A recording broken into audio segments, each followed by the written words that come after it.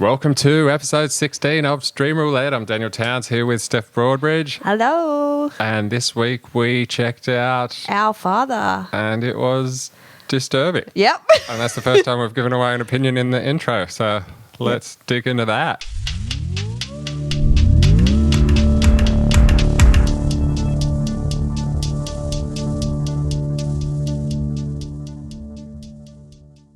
All right, welcome back. Stream Roulette. Daniel Towns has Steph Broadbridge. How are you, Steph? I'm good. How are you? Yeah, I'm good. How was your week before we get into the shit show that was that disturbing mess? I'm glad you said disturbing because, I would have been worried if you were like, it was so funny. Oh, it was so good.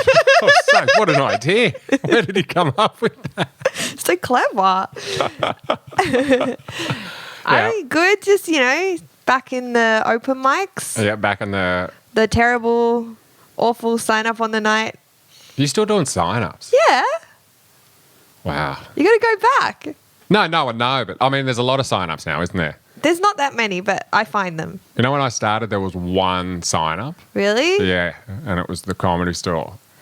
Oh, yeah, that's right, because that started as a sign-up. Yeah, thing. like Tuesday nights, there used to be sign-up. But even that was mildly curated. So, it was... Right. You know what I mean? It was, and then from there, it kind of went full curation because people wanted to put on good shows. And then that became harder for people to get on at gigs. Yes. So a lot of the sign-ups... Because it used to just be Edge. It used to just be Comedy on the Edge. That was the only one. And then all these sign-ups started. I think Newtown Hotel was one of the earlier ones. Yes. Didn't you run that? I did for a little while. Yeah, I remember that. I remember asking you for a gig at some point. Yep. My 3 minutes of glory or whatever. I said no. How long were the spots there? 4. Oh, 4 minutes. Sorry. Yeah. Sorry. I had a minute for laughter. But we had an audience of 20 people. Yeah, right. No, it was good. Oh, it was a great room. It was a great room. It was a really good room. Yeah. And for what it was, that was a good, it was a good sign-up. Yeah. But the ones that drive me nuts is oh, really? 40 people? No guarantees? Yeah. So I was on 12th. Yeah, right. And everyone was doing 7 minutes. And that doesn't seem like that long, but... That's a long time. When you're brand new to comedy, everyone doing 7 minutes is so long. Oh, and from the audience perspective... I mean, there weren't many left by the time I got on at 12th. When? I was on 12th and there weren't many Oh, I audiences thought you said left. at 12. Oh, no. Jesus. It was a 3-hour show. Yeah, that's way too long. What night of the week? Monday. Oh, my God. Yeah. I did the gala, so I needed to supplement it with something. Oh, you needed to come down. Yeah, I needed a bomb. But see, those gigs after the pressure ones, I usually, my best gigs, I mean, apart from when you're in a really nice room and you can just walk out and kill. But when I say my best gigs, and these are the ones where it's all just me ranting and just off the script completely. They're in the worst rooms. Yeah. They're in the worst places. Always. Because it's nothing matters. You don't care. These people can't end this can't end my career because it's already over because I'm here. Yeah. Well, I mean, there's that for sure. Then once. One of my best ever gigs was at Paddy Maguire's in the city. You know that, next to the Capitol Theatre? Oh, was the way they do the karaoke? Probably. Yeah. I don't know. It's I know that horrible. place. It's a green Irish pub. They used to have comedy there on Wednesday nights. Oh, God. Every Wednesday, guaranteed. And it was an open mic. And the woman Daria, the comic woman that ran it, she'd it was me, Nick Sun, all of Jory, all those people from then. Yeah. And it was the hardest gig. 7 o'clock would get there and she'd just, all of a sudden there'd be a mic stand in the corner and she'd just pop up and you'd just got all these people drinking in the bar after work or whatever going, what the fuck's going on? And yes. If you had a good gig there, it was... Amazing. It just meant that you could get them anywhere. True. It was one of those gigs. If you could do it there, you could get their attention you know what I mean? You could get an audience that's listening very easily. If you could get their attention and despite them. But one night I'd broken up with a girlfriend. It was hard, it was the first abortion. It was that one. God. No, but I got up on stage and just it was the day or the day after I'd broken up with her, and I just went to hang out on the way home because I lived in the city. Yeah. And then I got there and she goes, "Do you want to get up?" And I said, "Well, the headliner was on." And she goes, "I'll just do 5 after him." Yeah. And they checked with him and he's like, "All right, whatever." And I just got up and ranted for 45 minutes about like what had happened. But like I blame myself, right? Like because I was the stupid idiot that made the decision to get together with her in the first place. So it Yeah. wasn't like Right. So Yeah. it wasn't like my crazy ex-girl. Like it wasn't that. No, it was about you. Yeah. And the Yeah. stupid decisions that I made and all Yeah. that. And it went really well. And I didn't record it. Oh no. And I remembered one joke out of it. Do you still use it? No, but I did for a while. Yeah, right. Yeah. I did for quite a while. That's great. Not really when you consider the other 43 minutes that just went into the ether. Yeah, but you remember that. Remember the gig? Yeah. Yeah, no, I do. And it was just the worst environment. It's always when you're at breaking point, you know, and it's like, Yeah. That's when you realise there's more important things in the world than what that small group of people in that room at that moment think of you. Oh, I couldn't have given a shit. Yeah. When you don't care. Like, Yeah. that's so powerful. It's like dating. Yeah. You know, or it's like, Oh, totally. Or like even like applying for a job. They can smell it on you when you really need the job. the desperation. Yeah. Oh, did I ever tell you about that? Have I ever told you that story? No. Oh, you don't even know which story I'm going to tell you. No. But it was a while ago. I didn't know you'd had another job. No, it wasn't a job. It was it was a comedy thing. Oh. And it was a weirdest gig in the world. It wasn't even a gig. It was for Tim Tam. Please stop me if I've told you this. No. I haven't? No. Okay, so they wanted a comedian to... They had all these live events planned for a new product, Tim Tam product launch. It was when they did the double choc vanilla and honeycomb, and Yeah. they had all these... Yeah. And it was this big promotional tour around Australia. They had a bloody Tim Tam painted bus. And Wow. they wanted a comedian at all these live events in the day just to entertain the crowd and do all that kind of... It was 2 weeks. Like I went to Melbourne, Adelaide, all these like regional, Yeah. decent-sized regional cities in between. It was basically South Australia, Victoria and New South Wales. And you wanted this job? No, I didn't. No, okay. It was 17 days, but it Oh. was silly money. Yeah. Like silly money. And I went through the whole process for it. Yeah. Right? Like I went through every step of it. Like I had to, first I had a bloody interview with the PR company, then the advertising agency, then the client, like had to do all this stuff for it. Yeah. And then it got down to it and I had to go in and meet the person whose project it was for a face-to-face Yep. kind of thing. And as I left, like, and I just had it because I didn't want it. Yeah. You know what I mean? So I was just like, whatever. Whatever, Yeah, riffing, having fun. And as we were leaving, she said to me, "Oh, just so you know, like it's down to you and one other person." Yeah. And I said, "Oh, who is it?" And she goes, "No, I can't tell you." And I said, "Look, I don't really care who it is, but like if it's a comedian from Sydney, like chances are I know them. Yeah. And it'd be fun just to talk to them about it. Like it doesn't really matter." And Yeah. she said who it was, and I just went, "Oh, well, you might as well just give it to me now then." And she laughed, and like I said it jokingly, like they're a great comic. Yeah. But I said it jokingly, but it was just the dismissiveness of it. Yeah. And it was just like, all right, maybe we should give it. And I ended up getting it. Oh, no way. Yeah, it was horrible. Of course it was. Probably one of the worst things. Like, not the worst, but it was like, it got to the point, the first night, right, we got there, we had to do, they were events, but they severely underestimated the people. They thought these people would come and hang around and do all this stuff that they had planned, and reality is they just No. walk past, grab their free Tim Tams Yeah. and fucked off. Of course. I could have just done a voiceover. They all sat on the bus and just like, yep, try those choc vanillas. You know. God. But on the first night we got there, and it was a whole day thing, and it got to the point the CEO of Tim Tam, because it's a separate thing to Arnott's, had to come because it was so poorly organised. Like the first night they had 4 adults sharing a comm. No. Yeah, like me, 2 of the advertising people, and the guy filming everything. Oh, my God. And I rang the person. I said, I can't do this for like we're adults. I've been in a bus with these people and then working with them all afternoon. Yeah. Like I just want to be able to come back to Something. on my own. Yes. You know, I said, I've been on tours that have been organised by alcoholic comedians Better than this. that have been organised. better than this. Like this is just such a shit show. Oh, my God. But yeah, it's just that not wanting it, isn't it? Yeah. Like if you don't want something, it's like when you see a comic get on stage and they're dying for the audience to like them. And the audience Yeah. just pushes them away. And then some people get up with that indifference, like I don't need you. And Yeah.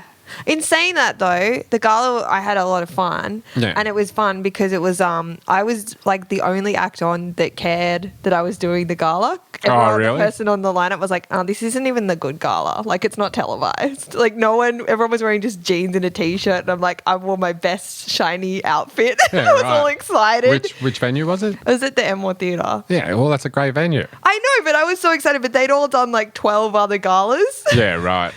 So they were just like, whatever. That's funny. Yeah, but you do. I mean, yeah. And like, this is very exciting for me. I'm sorry. Oh, it is though. I remember the first time I did it, I got there so early. I used to get to the venue so early. I got there really early. I did a sound check. Yeah, you stand on the stage. Yeah, I stood on the stage. I got a photo. Yeah. Oh, you just take it in though. Yeah. Like I walk across it the first few times, and I'm just like you see where the lines, you know, where you can look. And I was asking where I should put where my eyeline should be. I was like all trying to be really like, what do I do? Yeah. No, it's good to care though. Yeah. You know. Well, Cam Knight gave me the best intro ever. Cam does give good intros. It was perfect. He gives really good I have to give him credit for most of my set, to be honest. Really? Yeah. It was just like, it was so good. Yeah, right. Because he basically talked me up, saying that I was good at comedy, and then said it was my first time doing the Enmore Theatre. So it meant that it was like exciting and new. So the audience were like, oh, yeah, that is good. Let's give her a go. Cam does do good intros. So good. He did the warm up for the second show I recorded. And Yeah. I got to say, like they were. He's phenomenal. Yeah. Yeah. It's a good skill. I know. To get people up like that. Cam Knight's very good. You heard it here first. probably not first, but No. you heard it here also. Yeah. So, All right, the show. The cum show. The cum show. I can't wait for the artwork on this one, by the way. Oh, dude, no, I didn't even think of that. No, I meant my version. Oh, yeah, oh, my God. It was you so can do creepy. the normal one, wasn't it? Yes. Okay. My only, I loved the show. Hang on, so it was Our Father. Father. And they didn't call it Who's Your Daddy, which I thought was an That is very oversight. funny. That's really funny. That's my only note. So, I mean, it's a documentary about... Should I read the blurb? Yeah, go for it. So after a woman's at-home DNA test reveals multiple half-siblings, she discovers a shocking scheme involving donor sperm and a popular fertility doctor. Yeah. So it's a documentary. Yeah. And as soon as it started, because it's very jumpy. Yeah. And I was like... I kind of forgot what I was watching until they showed the room with the procedure, and it's like, oh, that's right, this is about to be really graphic. Oh. But apparently the person that either directed it or shot it has a horror background. Really? Yeah, so that's why the camera was that's why the camera work was jumpy and kind of doing that to set the tone. It was very scenic, yeah. It was not a the numbers. Oh my God, I know. Yeah, they did. Apparently, they think he fathered over 90 children. Over 90. I was freaking out when it hit over 10. Yeah. And he's telling them on the phone, there's no more than 2 or 3. Yeah, and then there's no more than 12 or 13. And then, over 90, they reckon. Even the way it started, when the camera goes into his office and he's just finishing one off. Oh, you know, so bad. I don't know why they needed to put that in there. We know from the blurb what it is. Yeah. It's a documentary, not a movie. Yeah. But the reenactments were probably the most realistically shot reenactments I've ever seen. Well, to be honest, until I just said that, I didn't even realise that that's what they were. Yeah. Yeah, it's like, so all right. everyone played themselves except the for doctor. Him. Yeah. He was played by an actor. Okay. What a shit part to have to play, though. He was good, though. No, he was good. Yeah. You play a good creep, mate. He did. That was... Whoa. What about the one that, ended up seeing him as a gynecologist? Yes. How creepy is that? Imagine going to your dad for a gyno. That's insane. But not knowing it was your dad and... That's better. But, what's his whole thing with it anyway? I still don't get...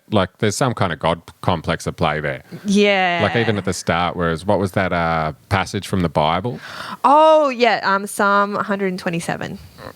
And how does it go?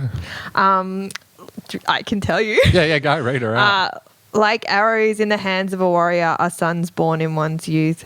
Blessed is the man whose quiver is full of them. Oh, was that another one? Yeah, well, so he was from the Quiverful movement. That was his whole thing. What's that? They shun birth control and they believe that God will give them the right number of children. Oh, really? Yeah. I didn't even know that was a thing. Yeah. What's So it it's called? all about siren quiverful, Quiverful. which is the creepiest euphemism for sperm I've ever heard. Yeah, like a quiverful, like a Yeah. quiver of arrows. Yeah. Yeah. Yeah. So you have a quiver full of arrows. Oh, this is creepy. This is really gross. So they don't know what motivated him to do it. So there's two, like some people were like, oh, he's just trying to allow these women to conceive, and this was the best option available to him at the time. And then the other school of thought is, no, he was a psycho religious freak and he was doing it deliberately. Oh, I to definitely mislead. feel like he was doing it. I think 90 is a little excessive. Yeah, maybe if it was 3. Yeah, like or 2, and there was Yeah. time between them. Yeah. You know, but it feels like every, you know. Well, it was from 79 to the late 80s. Yeah, that's how long he did it yeah, for. that's planned, and you know that's not. Yeah. Jesus. So it's like 10 years. Oh, the quote I meant was the one where it was like, "I knew you." Oh, right. That one or whatever it was, something about your mother, but I knew you before then or something. Yes. I don't know that one. It was but it was essentially just what he was doing. I did it on purpose. Yeah, and Yeah. yeah. Yeah, well, like there was the one where they thought, like he told them that it was the dad's sperm, and then it ended up being his. Like, Imagine that's that fucked. though. When that woman said, she was a wreck for 5 days and she lost a whole sense of identity and whatnot. Yeah. Like it'd be hard enough hearing you're adopted, but I'd assume. I mean, I don't know because I'm not, but and you would be shocked and you'd have obviously serious emotions about it, but you'd Yeah. probably still give your parents the chance to explain why they didn't tell you. Yeah. And all that kind of stuff. Yeah. Whereas this was just like, this wasn't even that. Like the dad had to Yeah. find out he wasn't the, like that was. Oh, And you know that the man. first thing he said was, it doesn't matter, you're my daughter. Yeah. That would have happened. But still, like, imagine finding out that, I mean, personally, I'd be stoked. having a doctor for a dad? Finding out that my dad's not my real dad. My actual dad's a doctor. I'd be like, all right. What if you found out you had 90 other siblings? I mean, as long as they didn't live in Canberra between the years of 2000 and 2003, it's fine. See, that was weird about the whole thing too, wasn't it? Yeah. When they talked to other people that do it and they said about you can't do, like, with donors because... Yeah, because of the dating pool. Yeah, and I think they had a word for it, but they were talking about the dating pool and you can't have too many people with the same... Yeah. in the same area because... Yeah, because they have kids and then their kids, like, are other kids. So it, like... Yeah, and then there's genetic Yeah. things and yeah. But then that's still all okay in the States, in some places. Well, wasn't that the whole thing with this show? Like, it was... They couldn't really get him on anything illegal. Yeah, because Yeah. like they can, Because technically it wasn't illegal. and relation stuff there is okay in some places. Like that's unbelievable. That whole country's gone. He did... I don't know if it was in the documentary, but he did have to pay, like, $1.2 million in, like, a... What do you call those? You know, when they sue them. Yeah, Yeah. But to 90 people, Yeah, it's not very much. it's not. Even that other doctor that worked with him, when they were asking all the doctors about him, and he said, like, I hold him in really high regard or something. Like, I mean, obviously, he's obviously very good at what he did. oh, I thought it was more because that guy got a career out of it. Because Yeah. the other guy was the infertility and doctor. He was the guy, right, in that area. He Yeah. was the known one. And the Yep. other guy probably got his career and his start and all that because of it. But to sit there after he did that, like, there's an easy way to say that. Still be grateful, but Yeah. like, you know. But, like, not condone what he did. Yeah. It's insane, the idea that someone can justify that behavior. That freaks me out. But I can't, like, how can Because someone... they're saying even to this day, like, he doesn't agree that he's done anything wrong. But how can someone, like, that's as intelligent as a doctor, and I know book smarts are different to common sense and Yeah. logic and all that kind of stuff, but how could he not see into the future? And I mean, obviously he didn't see DNA testing, but how can Yeah. he not see that, like, people, like, those kids will grow up one day and, like, Yeah. you can't control what's going to happen in the future. And the funny thing about it is now is, like, when he was young, like, when it was happening, he wasn't young, but he was very wealthy, I would assume. Yeah. And a very powerful doctor in the prime of his life. Yeah. And now he's just a fragile, frail old man. Mm-hmm. And he's got all these powerful women in there you know, that are women now, like strong women coming after their him. late 30s. Yeah. And he's just kind of cowering away and... Yeah. But how do you live like that? Like, imagine living in a community and you're that doctor. Like, coming at you, oh, there's Dr. Cum. Or whatever his name is. I don't know what's his name. I don't know what to call him. I'm trying to make it jovial at least. No, but that's so true. That's who he is. He's Dr. Cum. Like coming out of your house and the neighbours see, or there's that weirdo that impregnated 90 women. Well, it was interesting, like, hearing one of the women talk about it when she was like, he would have had to jerk off. Thanks so much for listening to the episode, guys. We'd love to know what you think of the TV shows that we're reviewing, so you can hit us up on any of the social media platforms. It's Stream Roulette Podcast. We're on Twitter, Instagram, and Facebook. And feel free to let us know what you think of our show too. Like, don't just hold back on the TV shows. And if you really like the show, we've also got a Patreon where we're putting out 2 bonus episodes a month. And it's in the same lane, but it's called Guilty Pleasures. So instead of letting them choose, Steph will choose a show that she loves secretly that I haven't seen, and vice versa. And we have to subject the other one to watch that. So if that seems like something you'd be into, check out the Patreon. That's just Stream Roulette over on the old Patreon website. And don't you have a podcast coming up? I do, actually. I'm bringing mine back out. That's the Daniel Towns podcast. So thank you for letting me throw that in there. And also, if you are enjoying this Stream Roulette podcast with myself and Steph, please feel free to leave us a review on iTunes, because that's how these things grow and climb, and that's what we're here for. But anyway, this is enough of this. Let's get back to the episode, shall we? Done. Like, he would have had to jerk off right before he did the procedure. And then they were like talking about how, like, he shouldn't have been allowed to perform a medical procedure when he's still high from the euphoria of an orgasm. And I'm like, that's a weird fucking thing to say. That is really weird. I mean, if anything, his arm would be steadier. Yeah. You think so? As long as he wasn't doing the stranger, they'd be all numb. I didn't know that had a name. I didn't know that had a name. Really? No. Oh, God. I swear one of the best tweets I've ever seen still to this day is a play on the stranger. Yeah? Now that I know. Yeah, it was, that Megan Amram?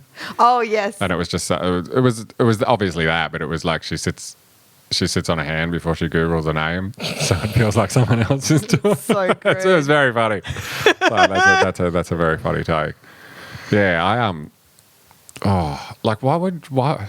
I don't think there's anything that could, like, I find that, I mean, obviously it's a job that someone has to do, but like even going that far into, like, I know people have to be gynecologists too, but they don't have to be. No, they don't have, no, like in the sense of then the profession is needed. Yes. Yeah, so, but I don't understand what drives men to it. Like, other than... To be a fertility doctor? Yeah, or a gyno. Well, you're creating life. It's very powerful. Yeah, it is powerful, but surely there's... Like, I'd get stuck at the uncomfortable part and... Like the stirrups? No, I mean how uncomfortable it would be between a female patient and me being a male doctor. I've never had a female gyno. No? No.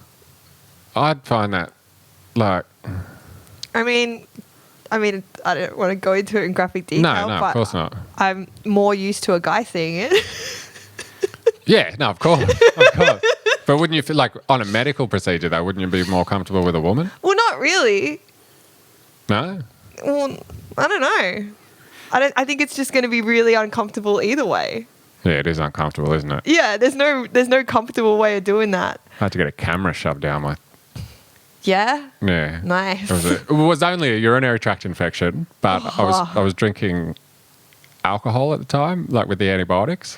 Oh, right. So it'd go. Yeah. And then it'd come back. Oh, yeah. Kind of thing. And then I was back at the doctor multiple times and he's like, oh, there could be chlamydia. The symptoms are similar. It's like, dude, I'm a virgin. But he did the tests anyway.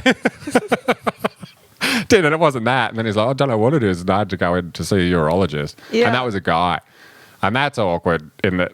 Yeah. Like, he's probably going, oh, what a little dick or whatever. No, but then at the same time, like, I'd rather a guy. I think in that situation medically, I'd rather a guy than a woman. Yeah, I don't know. I've just never had a woman. Yeah, right. I didn't choose it. I just No, that's just how it is. That's just what happened. Yeah. I think I guess if it was up to me, I'd pick a woman. I wonder what the split is like in the industry, like when it comes to. I just find it weird, like that some people pick certain. Like I think there's a part of me thinks that there's a never seen it, so making up for it later in life. You know what I mean? Like there's that kind of. I mean, they went to medical school for a long time. They were busy. Yeah, they were. Well, that's true too. They were very busy. I don't know though. But would you want to be with someone who had such an excellent understanding of your, like in a medical sense, not in a sense of like intimate sense, but in a medical, you know? Oh, that white spotting there. That looks good. Maybe not. All right, moving on. Become Doctor Part 2. Yeah, I mean, I wouldn't want this guy. I definitely wouldn't recommend. I mean, I would recommend it if What? not going to the doctor, but like watching the show. You would recommend this documentary? Yeah, but go in with a. Oh yeah, like it's full on. Yeah, like it's not. Don't watch it over dinner or something. No, it's like a thing that you got to watch and go, yeah, this is fucked up. This is really fucked and up. Pause it and talk to the person that you're sitting with, or Yeah. Oh yeah, I watched it in 2 sittings. Yeah. Yeah, because it was like a lot. It's a lot. Yeah, it's and I was really like, I've got to do a gig later. I need to turn this off. Oh, really? And watch Futurama. Isn't it funny when that stuff kind of happens before? Yeah, and you're like, I can't do this now. This is way too much. Yeah. I thought it was just going to be like I mean, I knew it was going to be like bad, but I didn't think it was going to be quite so compellingly bad. Well, I feel like the way it was shot and everything like really added to it as well. It really did. Because I didn't even. Of course, that wasn't the doctor. Yeah, no, I know. Yeah. Of course, they didn't have footage of him wanking in his chair. But yeah, no, it's shot really well. Yeah. But I mean, imagine doing that, and then the way they were finding him out, the girls, was like, "Is this surname show up in your, the DNA tests and whatnot?" Have you done a DNA test? No. Would you? Oh, I don't know if I'm white enough. White enough? Yeah. What do you mean? Like a white thing. Oh, to do them? Yeah. I think a lot of white people do them just because they want to find out if there's anything in there. So they can claim I know there's something white. in there. Yeah, fair enough. Yeah. But what about like family lines or? Other people in my family have done it. Oh, okay. So I've got a fair bit of information. Yeah, fair enough. I don't know if I would. You wouldn't? No, I don't know. Yeah, it's like interesting, but I wouldn't do the work. Like if someone had the information, I'd be like, oh yeah, cool, but I don't care enough to go and... Maybe we're just too young.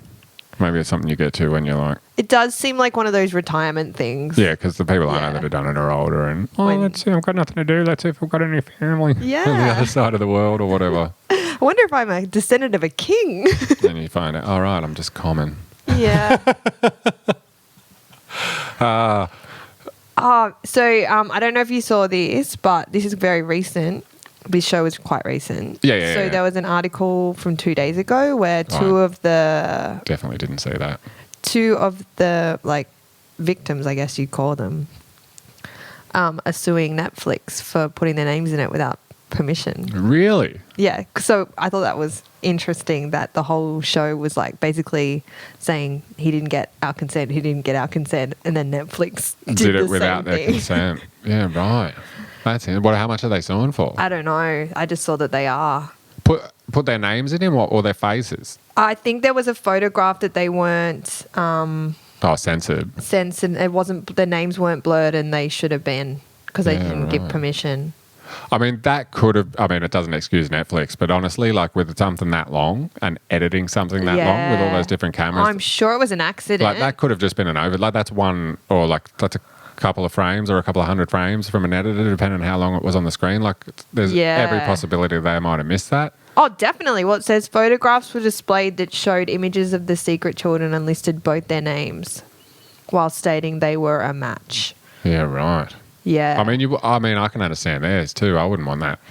Well, it's a huge oversight. Oh, it's massive. And not only that, their whole worlds have been torn up. Exactly. Like, everyone they know now knows they're part of this. Exactly, because it's huge. Like, if you found out, like if I found out something about that about myself, I'd probably talk to other people that were in the same position as me that had just found out. And you'd probably confide in the person closest to you.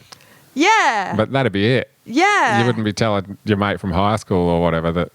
No, well, what did they say? Like, they said that the hardest part was like telling the other victim the information. Well, they said, yeah, didn't they? And then they'd say that like the person would have to like process it and then come back to them. Yeah. Like a few months later. Like they're contacting that person to ruin their day or ruin their life. Yeah. So that's crazy for Netflix to do that. So it'd be interesting to see what happens with that. I'd say they'll settle. Maybe.